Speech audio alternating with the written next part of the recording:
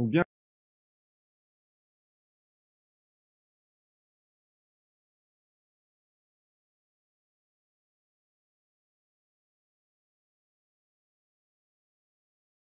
bienvenue à ce web séminaire. C'est le 7e de l'année que l'on organise avec nos collègues de Trajectoire Tourisme. Donc, on est ravis de vous accueillir toujours aussi nombreux, même si aujourd'hui, ce n'est pas tout à fait le cas, puisque nous avions quasiment une quarantaine de participants d'inscrits et 15 seulement se connecter ce matin. Je ne sais pas si c'est les conditions météo qui ont fait qu'il y a eu des soucis. En tout cas, si vous voyez vos collègues, sachez que vous pouvez leur transmettre si ils ne l'ont pas en fait ce revisionnage parce que cette réunion est enregistrée. Alors aujourd'hui, nous allons traiter d'un sujet que l'on a abordé dans nos deux régions de manière peut-être un petit peu différente. Aujourd'hui, on va avec Mylène Bèze, que vous voyez sur l'écran à côté, parler des bonnes pratiques dans les entreprises libérées. Bonjour Mylène. On travaille aussi à distance, tous les deux, ce matin. Voilà, on va faire un petit peu le tour du sujet. Alors, comme vous le savez, on va passer 1 heure ensemble. Donc, on ne va pas aller dans le détail et approfondir toutes les situations. Notre objectif aujourd'hui, il est vraiment d'en discuter. Déjà, c'est une bonne chose sur ce sujet-là. Voir un petit peu les pratiques qui peuvent exister dans les entreprises et puis vous, vous permettre de nous poser des petites questions si parfois vous aviez en fait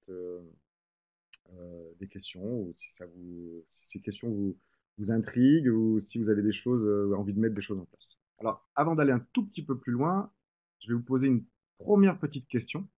Je vais vous demander de nous dire si en fait vous avez déjà entendu parler de la notion d'entreprise libérée. Vous avez la possibilité, là, sur le petit module que je viens de vous faire partager, je vois qu'en fait, tout le monde est carré, en fait, sur ce module-là. Voilà. Alors, c'est pas obligé de voter, mais c'est plus sympa quand tout le monde vote, quoi.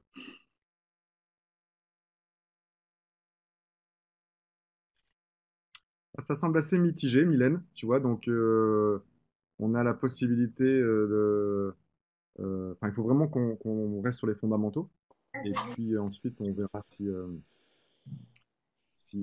en fonction des questions, voilà, 9 participants, il y a 17 participants. Est-ce que les derniers veulent bien voter pour qu'on se rende bien compte en fait de ce que. Donc voilà, 10 votants, 50-50, 5 de chaque côté. Attention, la notion un petit peu abordée se dégage un petit peu. C'est parfait. Donc je pense que les participants sont au bon endroit alors, du coup, pour qu'on puisse en parler un peu mieux aujourd'hui.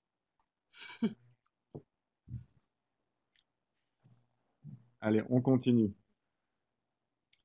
Euh, je masque ça.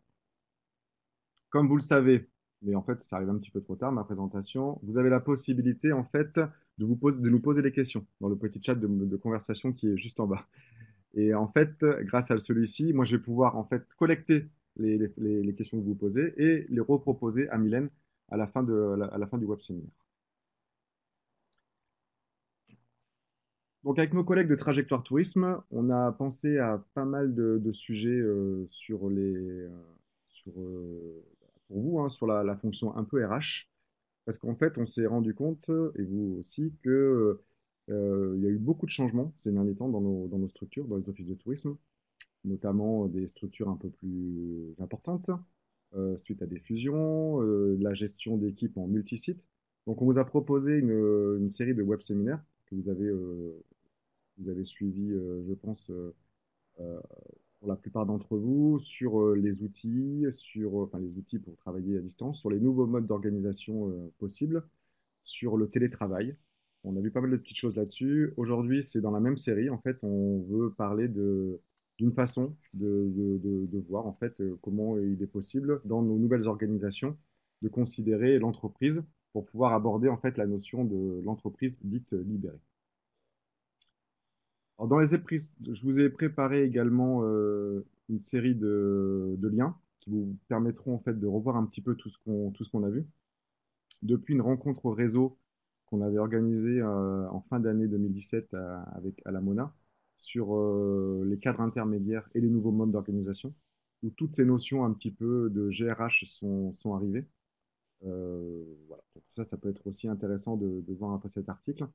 Et ensuite, les web séminaires qu'on a déjà fait sur le sujet, voilà, sur les outils de communication, le management à distance, le travail flexible et le télétravail. Pour ceux qui ont loupé ces épisodes, vous avez toujours la possibilité, dans nos centres de ressources réciproques, à Trajectoire Tourisme et à la Mona, de revoir tout ça. Alors, qu'est-ce qu'on a vu durant ces jours, durant ces séances de travail? Que les fusions, les regroupements, soit souhaités, soit imposés, voilà, sont arrivés. Et que, en fait, plutôt que de subir tout ce qui se passe, notre envie à nous, c'est de proposer des nouvelles réflexions afin de considérer ça comme des nouvelles opportunités pour pouvoir organiser le travail.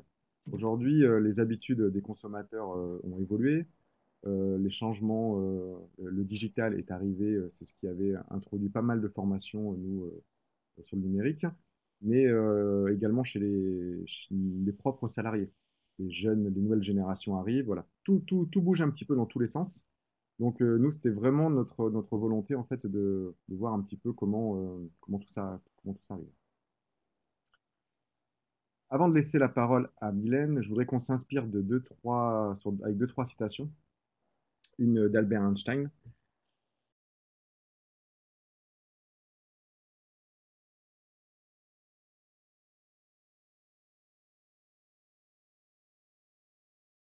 Voilà, on n'est pas allé chercher la personne la moins connue, qui dit que tout ce qui est vraiment grand et enthousiasmant a été créé par des individus qui ont eu la possibilité de travailler librement. Et je crois que la notion d'entreprise libérée que l'on va voir aujourd'hui, elle repose un petit peu là-dessus. On va voir un petit peu les fondamentaux et les grands concepts, mais à l'origine, tant d'un point de vue salarié que d'un point de vue employeur, l'idée que si on travaille dans des bonnes conditions, on peut faire des choses intéressantes et on a envie de les faire. Et voilà, certaines réflexions sont arrivées un peu grâce à ce sujet-là. Ensuite, deux phrases d'Isaac Getz, qui est en fait la personne qui a vraiment, suite à des travaux menés dans les années 90-2000, mis un nom en fait sur cette notion d'entreprise libérée, qui dit que une société qui cultive la liberté repose précisément sur l'idée qu'il ne faut pas dire aux employés ce qu'ils doivent faire. Même si, paradoxalement, ils attendent ça. Donc voilà, c'est un peu ce paradoxe qui permet en fait voilà, de s'inspirer un petit peu de ces notions-là et d'y réfléchir.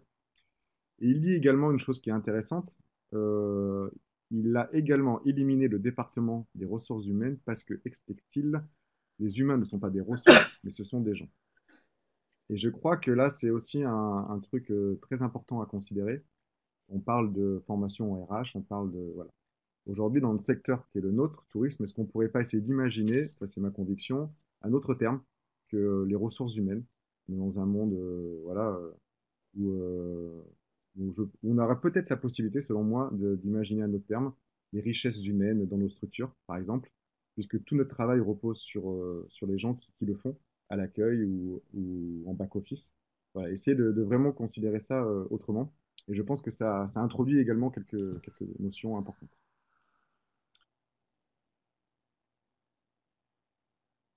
Alors, l'entreprise libérée, il y a eu un vrai regain d'intérêt depuis pas mal de temps. Et c'est pour ça que c'est un peu à la mode. On l'a vu dans des magazines, dans des JT. Il y a eu un reportage l'an dernier qui a fait un petit peu le buzz sur Arte, il me semble. Et donc c'est pour ça vraiment que nous, on a voulu en parler aujourd'hui. Côté employeur, c'est une vraie volonté de réfléchir à tout ça, côté employeur et côté direction. Parce qu'il y a des mots-clés qui reviennent pas mal dans le monde du travail aujourd'hui. L'innovation, l'agilité, la flexibilité, la performance, le digital. Donc c'est autant de questionnements qui donnent un petit peu d'intérêt à cette notion d'entreprise libérée. Et côté salarié également, parce que les nouvelles générations, mais pas que, sont en recherche d'autonomie, en quête de sens dans leur travail. Donc, voilà, c'est ce qui permet aujourd'hui d'avoir le terreau favorable, à mon sens, pour pouvoir parler de tout ça.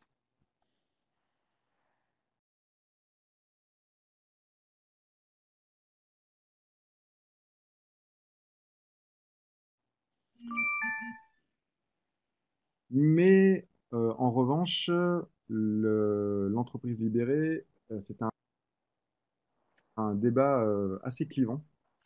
À mon sens, on est pour ou on est contre. On est rarement entre les deux. Mais même si nous, aujourd'hui, avec Mylène, on va essayer de faire ça. C'est-à-dire que notre objectif à nous, il est pas, il est d'éclairer, sans avoir de position voilà, vraiment tranchée. Et en plus, on manque aujourd'hui cruellement d'évaluation concrète sur le sujet. Donc voilà, on a quelques experts sur le sujet qui commencent à y réfléchir. Mais on n'a pas un recul suffisant euh, qui permet en fait d'avoir un avis vraiment tranché. On a des résultats sur les conditions de travail qui peuvent être menées. Mais comme il y a autant de façons de considérer l'entreprise libérée que d'employeurs qui ont mis ça en place, que de modes de fonctionnement, soit sur une entreprise totalement libérée, soit sur la possibilité pour les salariés d'être libres, entre guillemets, sur leur poste de travail uniquement, mais pas sur l'ensemble de l'entreprise, que c'est compliqué d'avoir un regard super tranché là-dessus. Donc, on est pour, on est contre, et c'est ce qui fait un petit peu la richesse, je pense, de ce débat aujourd'hui. Donc, du coup, nous, on va essayer aujourd'hui, avec Mylène, bah voilà, d'éclairer un petit peu la situation. Je fais une petite pause pour savoir si c'est toujours bon pour tout le monde. Et puis, avant de commencer, j'ai encore une petite question à vous poser, qui est pour savoir un petit peu pourquoi vous êtes inscrit à ce web séminaire. Donc, on a vu que vous aviez des notions un petit peu, c'était mitigé. Ce qu'on aimerait savoir, c'est en fait, est-ce que c'est par simple curiosité ou est-ce qu'il y a également une envie de votre part de mettre des choses en place si vous êtes côté employeur ou si vous êtes côté salarié équipe, voir en fait comment toutes ces notions-là permettent d'accroître l'implication ou l'engagement de vos équipes. J'ai pas la On peut petite musique chanter qui si va tu veux. avec là. Ting, ting, ting, ting, ting. Faudrait qu'on la mette en place. Ça. Ding, ding, ding, ding, ding. Vas-y, vas-y, chante. Voilà, franchement, volonté. Ok. Donc, il y a la notion d'implication qui monte un petit peu par rapport aux autres. Alors, il faudrait que je regarde précisément s'il y a plus, dans les 19 participants, plus de managers ou de DRH que de membres des équipes. Je suppute qu'il ne soit pas plus des managers qui disent ça. Ok, 12, 13 votes. On va laisser la possibilité à 2, 3 personnes de plus de voter. Bon, Accroître globalement, c'est l'implication. cette notion-là qui se dégage, tu vois, Mylène. Ça paraît en fait assez logique aussi. Ok. Et dernière question, hop, avant de vraiment passer les objectifs et la parole à Mylène, c'est une petite question un petit peu, voilà, pour voir si vous, dans votre structure, libérer votre entreprise ou votre office de tourisme, ça vous semble possible ou parfaitement impossible.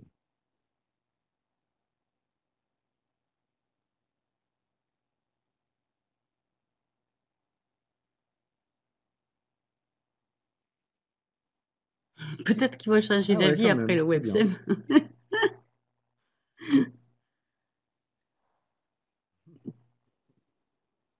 Ouais. Je trouve ça bien. C'est engageant pour parler, enfin, pour continuer. Donc, ok. Je vous embête plus avec mes questions. Merci beaucoup d'y avoir répondu. Je vous donne vraiment nos objectifs. C'est pour ça que j'avais besoin de vous sonder, si des fois on n'était plus du tout en raccord. Notre objectif, c'est vraiment, voilà, il y a pas mal de choses qui fourmillent sur ce sujet-là. Nous, on va se cantonner à la notion d'entreprise libérée. Il y en a plein d'autres façons d'organiser les entreprises. Ce qu'on souhaite, c'est vraiment désacraliser un petit peu ce terme. Donc voilà, un petit peu comprendre un petit peu tout ce qu'il y a derrière, voir les implications que ça peut avoir dans les organisations de travail, en particulier dans ce qui nous concerne pas mal ces derniers temps dans les offices de tourisme, le multisite, le travail en équipe à distance, et en fait qu'on soit à la fois manager et à la fois membre des équipes, parce qu'on est tous impactés dans notre façon de travailler. Ensuite, on verra quels freins peuvent être débloqués potentiellement. Et puis, on a une slide où il y a pas mal de notions qui sont exposées à travers des personnes qui bossent pas mal sur le sujet. Donc voilà, on vous donnera pas mal de liens, de biblios, de visionnages YouTube à regarder, voilà, qui sont vraiment très complémentaires à ce qu'on va pouvoir faire aujourd'hui. Avant de passer la parole à Mylène, je voulais également qu'on continue à ouvrir un petit peu nos chakras sur tout ce qui nous arrive aujourd'hui dans les offices de tourisme, les tout et son contraire, qui en fait ce qui, nous, on observe beaucoup dans nos formations et qui, voilà, qui sont un petit peu anxiogènes, à mon sens, pour pas mal de salariés dans les structures. On parle de libérer les salariés tout en courant vraiment à la croissance, à l'autofinancement. On parle de leadership et on parle d'animation d'équipe. On est toujours soumis aux politiques. Il faut qu'on se mette à la place de nos clients. Il faut qu'on prévoit des choses voilà, alors qu'on ne sait pas qu'elles vont arriver. On a notre charge de travail. On a les épuisements professionnels, les burn-out à certains endroits. Il faut qu'on concilie la vie pro et la vie perso. Il faut qu'on arrive à se déconnecter, mais il faut qu'on garde de l'engagement de manière continue. Voilà. Toutes ces injonctions paradoxales, en fait, sont assez compliquées aujourd'hui dans l'ensemble du monde du travail. Hein, c'est pas propre à notre secteur d'activité. Mais en tout cas, voilà, c'est également chez nous très marqué. Donc, voilà, j'en ai fini, moi, pour présenter tout ça. Euh, je laisse la parole, du coup, à Mylène. Je crois qu'il a activé correctement son micro. Donc, Mylène, tu peux te présenter rapidement. Et puis ensuite, tu peux, voilà, je vais mettre ta carte heuristique que tu nous as préparée. Si vous la voyez pas en grand, je vais pouvoir l'afficher et partager mon écran. Mais le temps que du coup tu te présentes, Merci. Mylène, Bonjour je à vais toutes et pouvoir à faire ça. tous. OK? Par rapport au nom des participants, certains me connaissent, d'autres pas. Donc, je suis consultante formatrice en management de ressources humaines et autres thèmes d'ailleurs. Où j'ai créé mon cabinet il y a 14 ans maintenant et je me suis intéressée dès le départ à l'entreprise libérée. Et sachant que du coup, je participe, notamment dans une très grosse entreprise de la région bordelaise, mais installée sur toute la France, depuis le démarrage, si vous voulez, à sa libéralisation, puisque ben, ça se passe sur plusieurs années. Déjà, première chose, il ne faut pas croire qu'on libère une entreprise en 9 mois. Ça dure beaucoup plus de temps qu'une grossesse. Donc, je voudrais rebondir sur ce qu'a dit Florent tout à l'heure sur le nom utilisé effectivement pour parler du personnel. On parlait du chef du personnel autrefois et il y a eu un très beau livre qui avait été écrit par une DRH qui s'appelle Geneviève Sicard et qui avait appelé, le titre c'est L'entreprise sur le divan. Alors maintenant, ce livre, si quelqu'un le lit, ben, il peut paraître un peu vieux, un peu désuet, puisqu'effectivement, il a 30 ans, ce livre, enfin 25, pardon, mais elle était déjà précurseur un peu avant même Isaac Getz, qui lui est un professeur bon, à l'ESCP d'Europe, où il étudie tous les comportements humains et managériaux, enfin toutes les relations humaines dans les entreprises.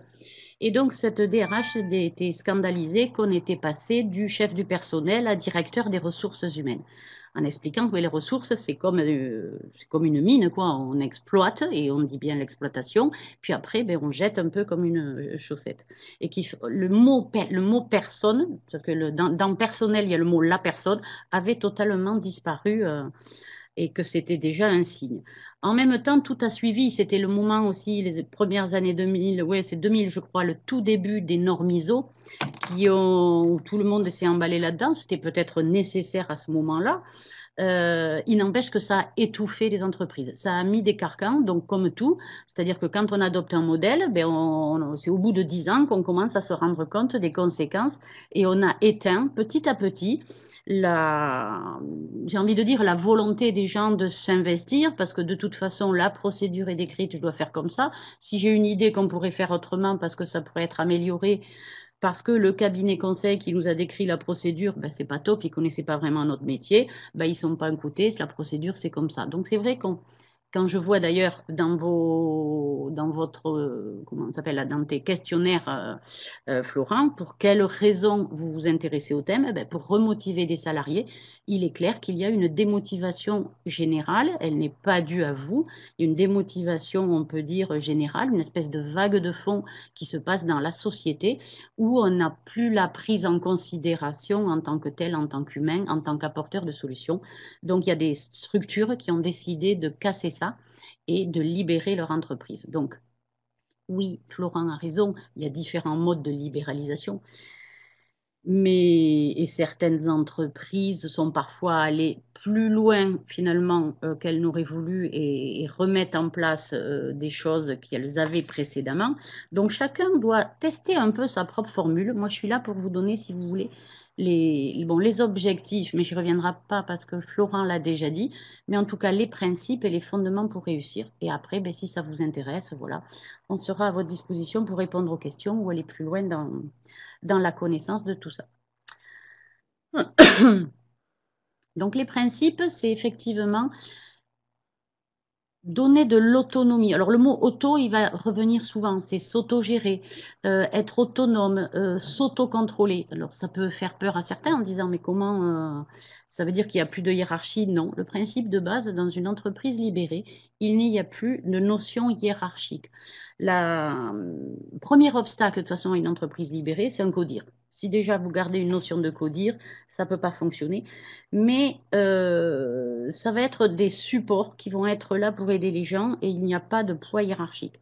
On verra après, du coup, les revers que ça peut entraîner. C'est pour ça que certains sont contre l'entreprise libérée. On verra les contre après. Le pour, c'est quoi? C'est-à-dire que d'abord, seul le grand directeur est mandaté pour libérer son entreprise. Il faut que ça vienne du haut, du, oui, du haut, je ne sais pas comment on dit, du haut de la pyramide, puisque on va casser cette pyramide. Si une vraie volonté et la direction mènent cette volonté, il y aura du coup une prise de conscience. Va y avoir un changement de comportement. On va constater un changement de posture de la part du directeur. Et ça veut dire déjà dès le départ supprimer l'ego que pourrait avoir un directeur, d'avoir cette place-là. Et supprimer un ego, ben, ça ne se fait pas en 5 minutes. Ça veut dire qu'il faut désapprendre mon ancienne façon de fonctionner, puisque si avant, ben, il y avait des managers qui contrôlaient les gens, aujourd'hui, il n'y a plus de managers. Ça va être en fait des... Alors certains les appellent des leaders, certains les appellent des pilotes, certains les appellent des capitaines. Dans l'entreprise Chronoflex à Nantes, on les appelle des capitaines. On les appelle des leaders de tribus. Et tribu, c'est l'équipe, par exemple, chez Favi. Vous avez peut-être tous vu le reportage sur France 3 du bonheur au travail, tourné dans l'entreprise Favi, entre autres, qui est une usine qui fabrique de la boulonnerie et dirigée par Jean-François Zobrist, qui a été le premier à libérer son entreprise. Donc, ces leaders, ces capitaines de ces fameuses tribus, ils doivent désapprendre leur ancienne fonctionnement, leur ancienne façon de fonctionner, pour en plus l'induire auprès des salariés de façon à ce qu'ils aient un épanouissement différent. Un grand principe également qui peut choquer, c'est 100% des informations sont transparentes. Je vous donnerai des exemples comment ils font pour communiquer du coup différemment. Ça va imprégner beaucoup de souplesse dans le fonctionnement. Et bien sûr, il y a un affranchissement de la hiérarchie, ce qui fait que l'ancien chef, en fait, qu'est-ce qu'il devient? Il devient facilitateur. Ce sont des structures qui deviennent autonomes, donc on abandonne complètement le côté taylorien, je ne sais pas si ça se dit, vis-à-vis de l'ancienne organisation du travail. Voilà, je ne sais pas s'il y a des questions sur les principes de base. Si vous en avez, écrivez-les. Et sinon, je vais passer sur les fondements pour réussir, car c'est quand même ça la priorité. Alors, je vais vous donner des noms d'entreprises que vous connaissez peut-être, hein. Enfin, que vous connaissez sûrement, mais peut-être connaissez-vous des gens au sein de ces entreprises. Il y a Kiabi, donc qui s'est libéré. Le groupe Michelin, donc quand même 25 000 salariés, où ils sont en phase de fin de libéralisation de l'entreprise. Donc Favi, j'en ai parlé. C'est également adaptable sur les services publics, les entreprises publiques, puisque la sécurité sociale belge est libérée grâce à Laurence Vanet. Laurence Vanet qui est arrivée pour libérer l'entreprise et qui d'ailleurs après, comme elle dit, moi j'ai plus rien à faire là, j'ai même pas, c'était l'ancienne DRH, j'ai même pas à rester, j'ai même pas de notion de DRH à avoir, donc je pars et elle fait maintenant du consulting sur les entreprises libérées. Chronoflex, qui est une entreprise aussi qui s'est libérée il y a assez longtemps. Le groupe Poult qui est un groupe de fabrication une usine de pâtisserie et de gâteaux dans le Gers, qui eux ont fini leur libéralisation aussi parce qu'il y en a qui sont en cours. La Maïf, en fait, etc. Donc, vous voyez que ça touche tous les secteurs d'activité. On ne peut pas dire oui, mais moi, dans mon activité, c'est pas possible. Ça touche tous les secteurs d'activité. Voilà. Donc, si on démarre sur les fondements pour réussir, la partie de gauche, donc, il faut porter le projet, avoir des nouvelles valeurs et une nouvelle vision. Donc, je dois désapprendre mon ancienne façon de fonctionner. Le DRH disparaît. Donc, soit il trouve une autre fonction. J'en connais qui sont devenus directeurs de l'innovation pour pouvoir aider tous les gens, les équipes à innover. Innover, ça ne veut pas dire trouver de nouveaux services ou trouver de nouveaux produits, mais trouver des nouvelles façons de fonctionner.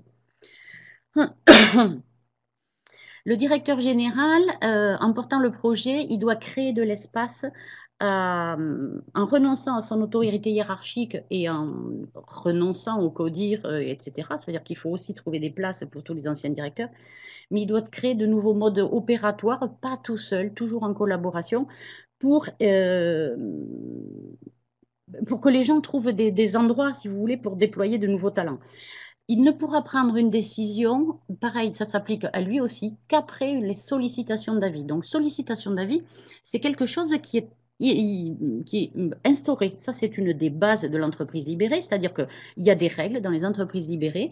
C'est le respect de tout un chacun, c'est s'autocontrôler, c'est autodécider, pas autodécider, c'est décider après une sollicitation d'avis. C'est-à-dire que je dois solliciter des personnes de mon équipe et des autres équipes pour prendre un avis. En aucun cas, je dois décider tout seul. En fait, pour incarner comme ça une autogouvernance, euh, comment dire, euh, il va falloir d'abord faire adhérer tout le monde. C'est pour ça que souvent, quand il y a une libéralisation d'entreprise, la première année, ça sert uniquement à faire imprégner les esprits du nouveau mode de fonctionnement que l'on souhaite. Et bien sûr, moi je l'ai vu à travers en tout cas l'entreprise que je suis, oui, ce sont 2000 salariés. Les salariés venaient me dire ouais mais c'est du bluff, enfin, ils n'y croient pas au début. Donc il faut tenir dans le temps pour qu'après il y ait l'engagement de tout le monde. Donc, il faut garder la sincérité et l'autorité. Si le souhait de libérer son entreprise est uniquement pour juste avoir plus d'implication des salariés, je ne suis pas convaincue que ça marche. Il faut que ça soit une valeur intrinsèque à la direction, au fait de vouloir travailler autrement et laisser plus de liberté aux gens. Évidemment, que les gens soient plus impliqués, ça sera la conséquence. C'est ce qui va en déduire. Mais je ne crois pas que ça soit un objectif de base. Florent, pardon, parlait justement des injonctions et des paradoxes. Oui, mais s'épanouir au travail tout en conciliant sa vie professionnelle. Ça, c'est un truc qui n'existe plus dans l'entreprise libérée parce qu'en fait, les salariés disent bien, je m'éclate tellement au travail que, et d'ailleurs j'y passe plus de 10 heures, que j'ai pas besoin de faire un équilibre vie professionnelle et vie personnelle. Mon équilibre, je l'ai tout au long de la journée, à partir du moment où je me suis réveillée jusqu'au moment où je vais m'endormir. Tout le monde a droit à l'erreur. Ça, c'est une des... On ne peut pas reprocher à quelqu'un d'avoir fait une erreur.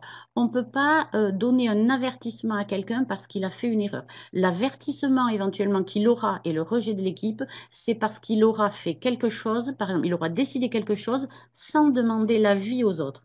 Donc, vous voyez, c'est juste un fonctionnement.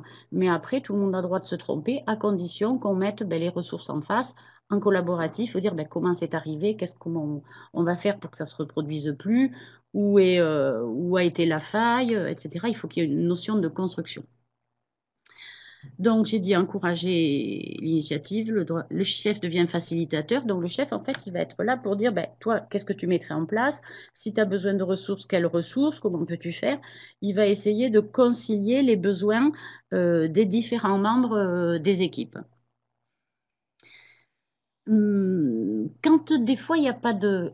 Alors il n'y a pas la notion de chef, il y a la notion de pilote, mais même si le pilote était absent, n'était pas là, j'en sais rien, démissionne, du coup l'équipe, dans les règles des entreprises libérées, l'équipe va demander à une autre équipe en parallèle dans l'entreprise. Pour que toute la communication et les informations, comme j'ai dit, soient transparentes, il faut 100% de communication. Il faut trouver des moyens pour communiquer différemment. Donc, ça veut dire que quoi? Ça veut dire que je vais mettre un système peut-être intranet pour créer un système d'information virtuelle. Et donc là, il peut y avoir des émissions d'idées pour créer des nouveaux projets. Qui veut y participer? Les groupes qui ont décidé déjà d'y participer acceptent les nouveaux participants. Ou s'ils ne l'acceptent pas, tous ensemble, on le fait au vote, on explique pourquoi, est-ce que c'était justifié ou pas. Ça sert aussi à partager de la veille, veille technologique, veille concurrentielle, veille un peu de tout, et toujours se tenir au courant de la vie de l'entreprise. Il y a le Michel Sarah, qui est PDG de l'entreprise GT Location, qui tous les lundis réunit enfin, se met en haut de la cage d'escalier, une cage d'escalier centrale là pour monter tous les étages, et il donne les informations de la semaine. Ça peut être des informations financières, des informations, comme il me dit, qu'avant je n'aurais jamais donné parce que pour moi c'était secret, c'était confidentiel. En fait, aujourd'hui, je l'ai dit. Ce qui fait que, alors ceux qui veulent venir, c'est un immense escalier en colimaçon, donc 300 personnes peuvent rentrer. Mais il y en a qui viennent pas et qui vont manger, d'autres viennent la semaine d'après. C'est tous les lundis midi. Et comme il dit, mais en fait, maintenant, il n'y a même plus de rumeurs dans l'entreprise, il n'y a plus de suspicion, puisque l'information, si je la veux, je peux l'avoir, quoi. Et ça a déjà, rien que des choses comme ça a modifié les relations entre les gens. Et bien sûr, en termes de communication, il faut changer aussi le mode, les expressions verbales, c'est-à-dire qu'on ne peut plus parler d'ordre, on ne peut plus parler de fiches de poste, puisque maintenant ce sont des fiches de rôle. Quel est ton rôle dans l'entreprise? Enfin, il y a tout un changement de communication qui se fait au niveau des mots, des expressions. Et ce qu'il faut savoir, c'est que par contre, les formations obligatoires, entre guillemets obligatoires, mais quasiment dans les entreprises libérées, c'est justement des formations à la communication non violente, à la psychologie positive et formation à la gestion des conflits. Parce que les gens apprennent à anticiper pour pas qu'il y ait de conflits. Ça devient des formations obligatoires. Donc, autant avant, on était plutôt dans l'obligation d'avoir des formations techniques pour être toujours au top en termes de performance. Là, on va être en obligation d'avoir des formations sur ce qu'on appelle les soft skills aujourd'hui, c'est-à-dire des attitudes comportementales pour que tout se passe au mieux. Voilà, alors chaque équipe est multitâche, c'est-à-dire que quelqu'un doit être capable de remplacer quelqu'un d'autre. Alors, je sais pas, chez vous, par exemple, service commercialisation doit pouvoir remplacer ou aider le service promotion dans les offices du tourisme, etc. Ce qu'on appelle la polyvalence sur certains postes devient maintenant carrément au niveau d'une équipe, on devient multitâche, de façon à être assez autonome et avoir assez d'informations pour prendre des décisions globales. Alors, quand on instaure cette autonomie, il faut savoir que partout où ça s'est passé, ça a réellement créé de l'énergie chez les gens pour être créateurs. Ils ont, du coup, avant, ils avaient une initiative. Maintenant, ben, ils la soutiennent. Ils vont jusqu'au bout, mener un projet un peu plus monté pour le présenter aux autres. Alors qu'avant, à la moindre réflexion, mais bon, c'est non, j'arrête, je le fais pas, ça sert à rien. Ce genre de, ce genre de mots ne doivent même plus être entendus dans une entreprise. Il faut toujours un animateur, hein, parce que bon, dans tout groupe social, il faut quelqu'un qui coordonne, mais il n'y a pas de pouvoir hiérarchique. Pour cela, bah, après, on fonctionne comme ailleurs. On donne un budget. Un budget est alloué selon les projets, selon les équipes, en fonction de la production, de la commercialisation, je sais pas, la compta, les finances, etc. Mais par exemple, quelqu'un qui travaille à la comptable, il fait lui-même ses propres achats. Il n'y a plus un service achat qui va acheter en faisant des comparatifs, des appels d'offres, etc. pour chaque service. Il considère que c'est comme quand tu gères à la maison. Tu sais très bien acheter, que ce soit du produit électroménager, tu sais acheter des produits d'entretien, tu sais acheter des vêtements. Tu fais au mieux pour gérer ton budget. On t'a donné un budget, tu es autonome et indépendant. Et les gens, c'est eux qui vont convoquer les fournisseurs et acheter ce dont ils ont besoin, par exemple. Donc, vous voyez, on leur définit juste un budget. Et surtout, on incite les gens, voire les obliger d'ailleurs, c'est parce qu'il y a des obligations dans les entreprises libérées, c'est d'aller voir ailleurs comment ça se passe. Donc on leur dégage du temps et tu prends rendez-vous dans des entreprises. Ben voilà, tu sais pas comment faire fonctionner tel truc. Tu vas, si tu es comptable, tu vas au service comptable d'une autre entreprise libérée. Il y a la liste sur Internet, ils s'appellent et entre eux, c'est validé. Oui, viens voir comment ça fonctionne chez nous, on n'a rien à cacher, on va te donner des exemples de comment on fonctionne. Ils vont en voir trois ou quatre et ça leur donne des idées et du coup un apport culturel pour faire fonctionner chez eux et eux rendront le même service à d'autres. Donc les membres doivent aller chercher des savoirs, des savoir-faire et des savoir-être ailleurs. Ça n'est plus destiné qu'à des responsables qui, à travers des séminaires, des choses comme ça, vont s'intéresser à comment ça se passe. C'est tout le monde est responsable de ça. Et donc, il y a des journées, tu as peut-être 3 jours par an, 4 jours, j'en sais rien, 5 jours, des après-midi, un budget alloué, tes frais sont payés et tu vas voir ailleurs comment ça se passe et tu nous ramènes l'info. Voilà les grands principes pour réussir une entreprise libérée. Donc, il est déjà 11h38. Vous voyez, je synthétise. De toute façon, ce n'est pas une formation aujourd'hui, c'est juste vous donner un sens large.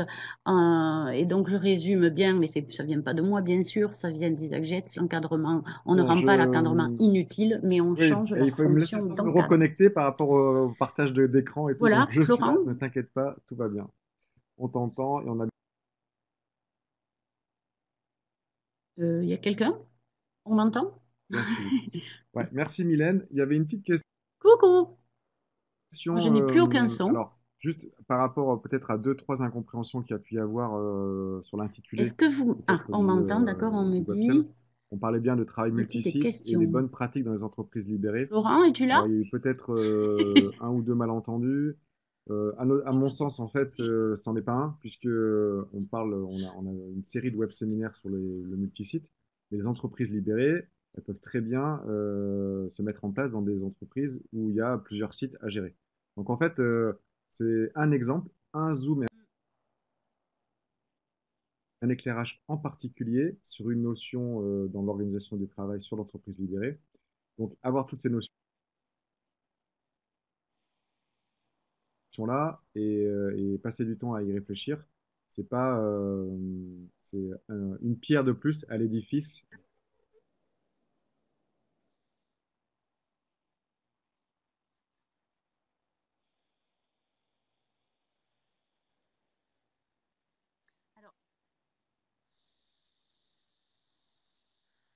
Alors, par exemple, ben, l'entreprise,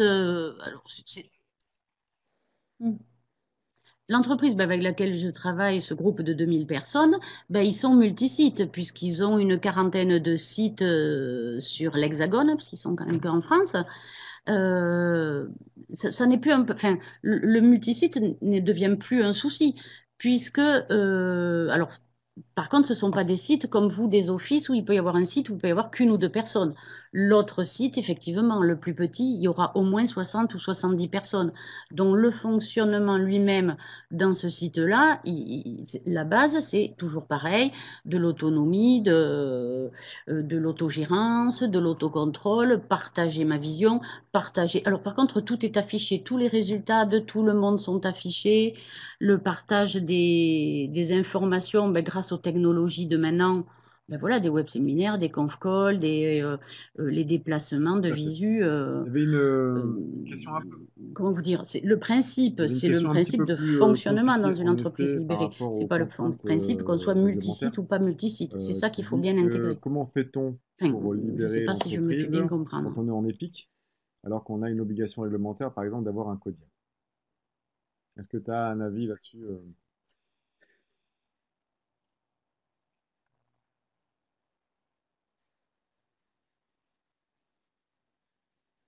Hmm, oui. Alors, oui, on va dire que ça va être de la semi-libéralisation, c'est-à-dire que si juridiquement, pour l'instant, il n'y a pas possibilité de faire sauter ça, je pense que c'est plus l'esprit qu'il faut et le mode de fonctionnement que l'on peut libérer. Alors,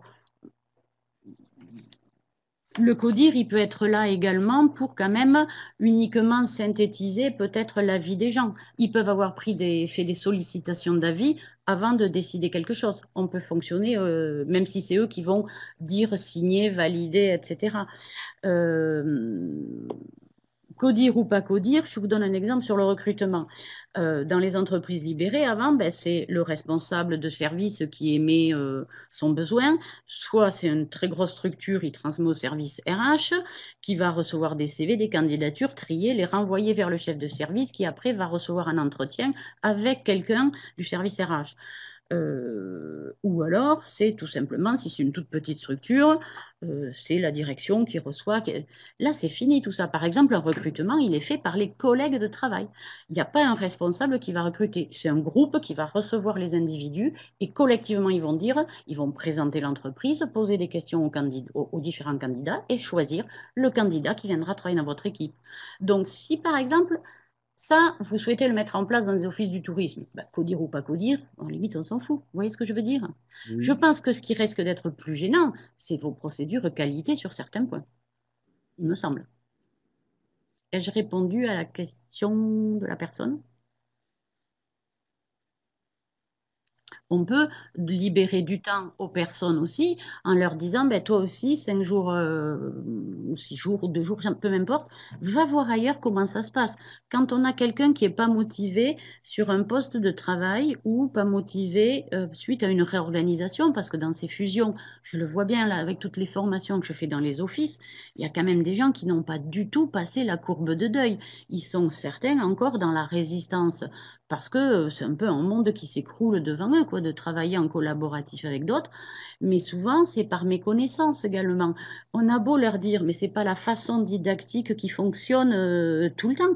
Dans ce cas-là, prenons des nouvelles solutions. Disons à ces gens, écoute, voilà, va chercher ailleurs. Eux, ils se sont réunis depuis déjà 2 ans. Il y a eu des tiraillements au début. Va travailler 3 jours avec eux et tu reviens et tu me diras. Et les gens vont se rendre compte que c'est pas si dur Est-ce que qu'il y ça, que a ça a d'autres... créé des côtés positifs dans les nouvelles structures quand elles ont digéré le regroupement des offices.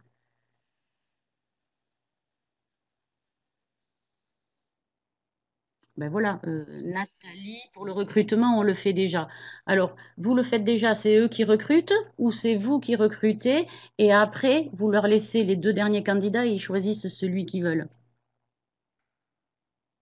Parce que ça peut être, vous voyez, de la semi-libéralisation. On va laisser les personnes répondre à ta question, Mylène.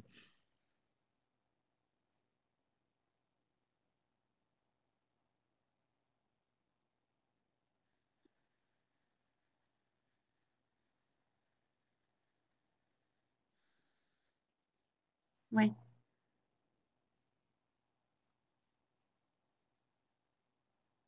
Qui porte les responsabilités en cas de problème? Oui, c'est le collectif, c'est l'équipe, puisque tout le monde prend en charge ses responsabilités. Donc, Donc, c'est le problème qui se passe chez certains et qui sont contre l'entreprise libérée, justement, qui disent, mais moi, je ne veux pas porter le poids de devoir dire à quelqu'un de mon équipe, ben, tu pars, on ne te veut plus. Pour certains, c'est difficile. Notamment quand, si pas pour des anciens, souvent, quand ça fait 20 ans que vous avez été encadré, structuré, que c'est d'autres qui ont pris ce type de responsabilité, ils veulent pas aller au conflit, donc ils veulent pas dire à un collègue, eh oh, tu te mets au travail là parce que tu flânes, nous on travaille plus, ou carrément aller au clash en disant, ben voilà, moi je propose qu'on éjecte cette personne de là. Et pour certains salariés, c'est trop dur. Donc, on voit des salariés qui quittent les entreprises avant qu'elles soient libérées. Alors, souvent, c'est avant même d'avoir essayé, parce que cette peur, c'est une peur intrinsèque. Voilà. Et je l'entends tout à fait, parce que c'est compliqué d'un seul coup d'adopter ce genre de comportement. C'est pour cette raison que je vous rappelle, première des conditions dans les entreprises libérées, c'est qu'ils aient vraiment des Tu as d'autres formations à questions, la Mylène? communication Une non sur... violente, à la résolution alors, de conflits et à savoir s'exprimer avec assertivité. C'est-à-dire qu'on n'attend pas que le problème arrive, on a déjà dit les choses avant.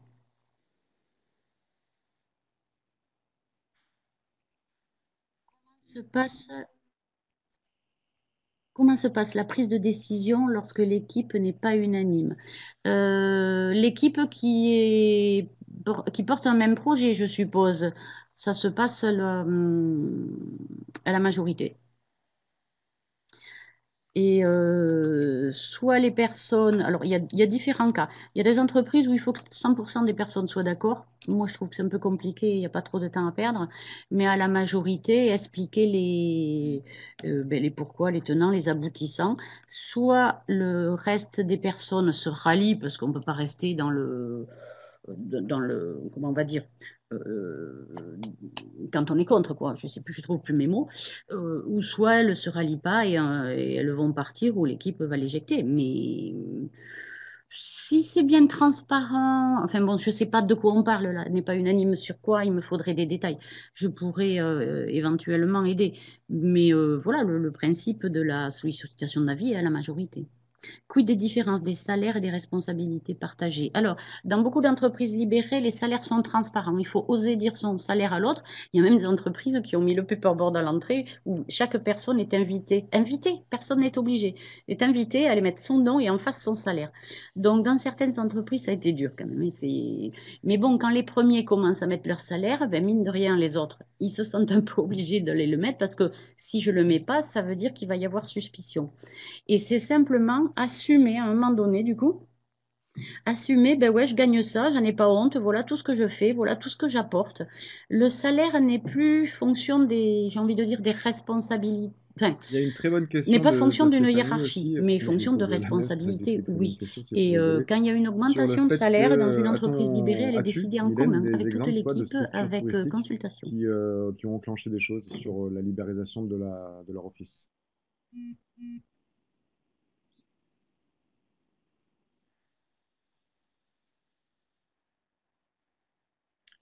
Stéphanie, je te retourne la question si toi tu en as de ton côté.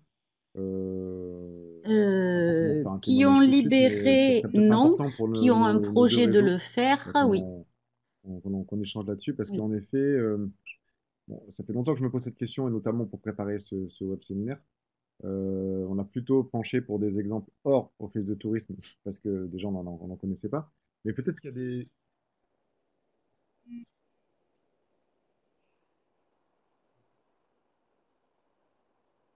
Ouais, exactement. Je me dis exactement la même chose. J'ai pas connaissance. J'en ai C'est discuté parce avec qu'il mes n'y en a collègues quasiment pas encore des également à la offices. Mona. On n'a Il pas y en a quasiment, connaissance enfin, je crois qu'il n'y en a pas d'une même vraie qui se prise sont de libérés. En décision tout cas, pour pas à ma libérer l'office, connaissance. au Peut-être sens qu'il y où en a et que je ne j'entends suis pas au vraiment courant, dans la pardon. notion d'entreprise libérée. Mais pas à ma Donc, connaissance. mais c'est une bonne chose d'aller chercher des infos. Après, j'ai vu tout à l'heure, et je m'excuse, que vous n'aviez pas les résultats des sondages. Je pensais que vous les aviez parce que moi je les avais, donc j'ai pas fait attention. J'ai dû manquer de cocher une. Vous avez, ouais. J'ai dû manquer de cocher une case. Et donc dans la question qui disait êtes-vous prêt à libérer votre entreprise, j'avais quand même Oui, beaucoup moi aussi, plus je de les avais. positifs de oui que de non. Donc aujourd'hui, Stéphanie, on n'observe pas dans nos deux régions et en France, je suis pas sûr non plus, beaucoup d'entreprises qui sont là-dessus. par des freins peut-être de ce que évoquait la collègue tout à l'heure sur les CODIR, sur les choses comme ça, sur les élus. Mais peut-être qu'il y a déjà les choses. En tout cas, là, dans le groupe, il y a des personnes qui disent avoir la possibilité ou laisser entrevoir le fait que c'est possible. Nous les avons tous eus, sauf le dernier.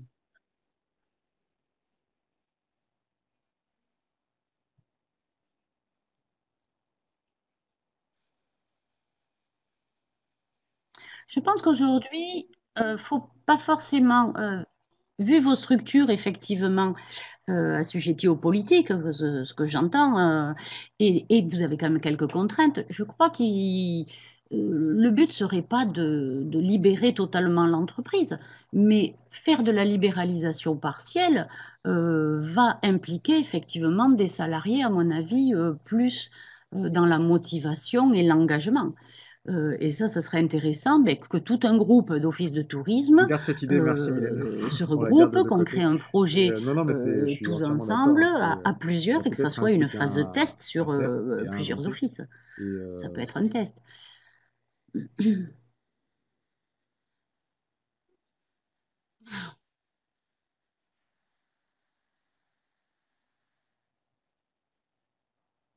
Ce serait intéressant, par contre, bah, à la limite, d'aller interroger Laurence Vanet, puisque elle a quand même convaincu l'État belge et ils sont pleins dans la politique. Quand vous êtes dans la sécurité sociale, c'est quand même le ministère aussi de la Santé. Elle a réussi à les convaincre pour tout libérer. Donc, ça serait intéressant d'aller l'interroger on va creuser la plus sur question, on cet se rappellera exemple avec précis. Stéphanie Moi, j'ai sur assisté à des cette question. conférences d'elle, mais elle a pas, Est-ce qu'il y a d'autres enfin, je me questions? rappelle pas, On ou va je sais pas continuer. si elle avait traité comment elle avait convaincu le Euh, ministère de la Santé. voilà, il reste quelques minutes et deux, trois présentations pour aller un petit peu plus loin. C'est ce que je vous expliquais en début Mm. de séquence. Vous avez le témoignage de Stanislas Desjonquières, qui en fait est un patron d'entreprise qui a repris les rênes d'une structure dans la parapharmacie, une structure de 80 salariés, une entreprise familiale, il y a une dizaine d'années. Et il a commencé son management avec des méthodes très traditionnelles, hiérarchiques, descendantes. Voilà. Et il y a peu de temps, en 2013, je crois, il s'est vraiment intéressé à libérer son entreprise. Et donc, vous avez deux liens YouTube qui montrent, en fait, qui expliquent tout ça. Je vous encourage vraiment à regarder parce que, à mon sens, ça répond à pas mal de questions qu'on s'est posées ce matin, notamment quid de la responsabilité, quid des décideurs. Lui, il a un conseil d'administration, il n'a pas forcément un codir en tant que tel, mais il rend des comptes, il est responsable de tâches, il organise le travail, il dicte les règles, mais il a donné en fait un sens et une vision à son entreprise. Et donc, c'est ce que disait tout à l'heure Mylène avec le chef devient facilitateur. C'est un leader qui donne une vision. Et donc, il explique qu'il y a plein de contraintes, mais qu'il y a plein de choses qui se libèrent. Donc, c'est assez éclairant quand même de voir tout ça. Ensuite, vous avez quelques personnes importantes sur le sujet. Je pense à Lalou, à Getz, bien sûr, qui ont écrit tout ça. Notamment, vous verrez dans avant-dernier lien sur l'annuaire des organisations libérées, en tapant sur ce lien des organisations libérées, vous allez avoir pas mal de structures et de témoignages de structures et de conférences, d'interviews, notamment de Fabrice Laloux, voilà, que j'ai visionné aussi dernièrement, qui explique en fait pas forcément l'entreprise libérée en tant que telle, mais qui explique en fait les organisations dans le travail et en fait les notions de qualité de vie au travail, de bien-être, voilà, plein de petites choses, c'est assez intéressant. Et sur l'entreprise Favi, qui est souvent citée, que Cadre Mylène de tes a organisations. recité, vous avez des fiches outils de la qualité. Donc, ouais, où il y a pas mal de choses qui sont intéressantes d'aller voir. Et notre centre de ressources également à, à la Mona et à Trajectoire Tourisme, où vous pouvez en fait aller chercher pas mal d'infos là-dessus. Donc, allez un petit peu plus loin ce matin en allant fouiller un petit peu là-dessus. Je vous encourage vraiment à visionner le deuxième lien plutôt de Stanislas Desjonquières. Vous allez voir, c'est assez éclairant.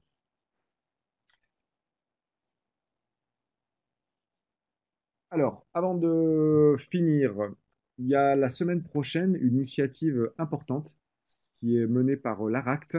Alors l'ARACT, par l'ANACT, je veux dire, et en région l'ARACT. Alors rappelez-vous, l'ARACT, c'est l'Agence régionale des conditions de travail. C'est en fait, ben, on l'a fait intervenir la fois dernière sur le télétravail. Et la semaine prochaine, ils font la semaine de la qualité de vie au travail et ils incitent en fait les salariés à vivre et à échanger leur poste de travail. Donc voilà, c'est plein de petites notions qui permettent en fait d'enclencher pas mal de choses là-dessus. Nous, à la Mona et à Trajectoire Tourisme, on a la volonté de poursuivre en fait toute cette thématique en fait des ressources humaines. Et on a mis en place des formations sur le développement personnel, sur la confiance en soi, sur la gestion du temps de travail. Donc on va continuer là-dessus. Et sachez qu'également, on est en capacité bah, par rapport à ce que disait également Mylène tout à l'heure, d'aller plus sur des accompagnements sur mesure dans vos structures, accompagnement ou réflexion ou discussion en fait pour voir en fait ce qui peut être possible dans vos structures. Je vous donne rendez-vous pour les 2 derniers web séminaires de l'année, en fait, hein, qui sont conjointement organisés par Trajectoire et la Mona. En juillet, dans un mois, on abordera avec nos collègues de Trajectoire Tourisme l'approche neurocognitive et comportementale pour proposer des vacances de rêve à nos clients. Prometteur comme sujet. Et au mois d'octobre, avec Fabien, mon collègue à la Mona, on vous présentera en fait une boîte à outils manager sur, bon, qu'on a appelé comme ça pour l'instant, sur pas mal de choses qu'on observe et qu'on a mis en place dans notre centre de ressources pour les hommes et les femmes qui sont dans nos structures.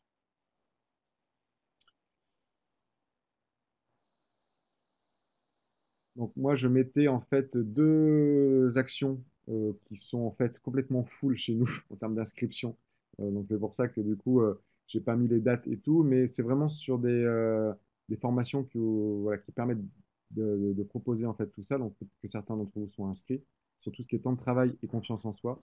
On a eu des très très bons retours et toutes ces notions-là, en fait, pas forcément d'entreprise libérée, mais de proposer des bonnes conditions de travail sont vraiment abordées. Et nos collègues de Trajectoire Tourisme m'ont fait part de 3 formations où vous pouvez encore vous inscrire. Une sur faciliter la production de nouvelles idées par vos équipes, donc on vous a mis le lien. Une sur les regroupements d'offices de tourisme afin d'assurer la cohésion des équipes. Et le management à distance dans les équipes multisites, qui peut peut-être correspondre à pas mal de questionnements des personnes qui s'étaient inscrites à ce web séminaire ce matin. Donc vous avez la possibilité, quand on va vous renvoyer en fait la présentation du jour, d'aller cliquer sur ces 3 liens ou de les trouver sur nos catalogues en ligne ou de contacter nos collègues du Trajectoire Tourisme pour pouvoir aller sur ces formations. On est pile poil à l'heure, il est -1. On a vraiment passé 1 heure complète ensemble. Donc merci beaucoup à tous. Merci beaucoup Mylène. Mylène, est-ce que tu veux faire un dernier petit mot, un petit coucou, quelque chose? Et puis moi, je vous remercie. Vas-y.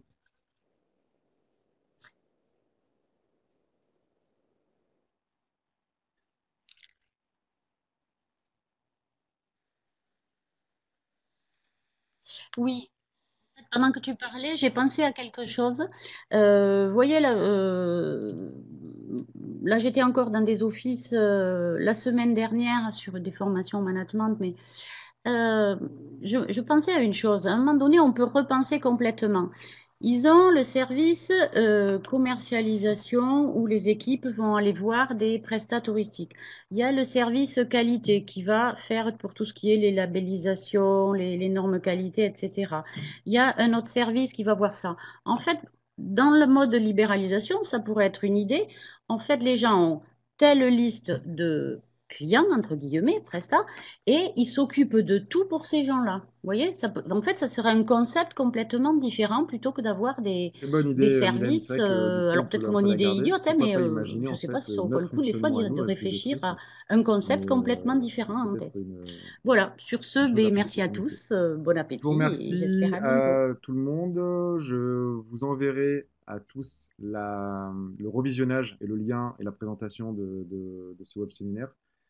Vous n'hésitez pas, si vous avez des questions, à continuer à nous les poser. et puis à revenir vers Stéphane et Stéphanie à Trajectoire Tourisme ou Karen, et vers moi et tous mes collègues de la MONA également si vous avez des questions. On est vraiment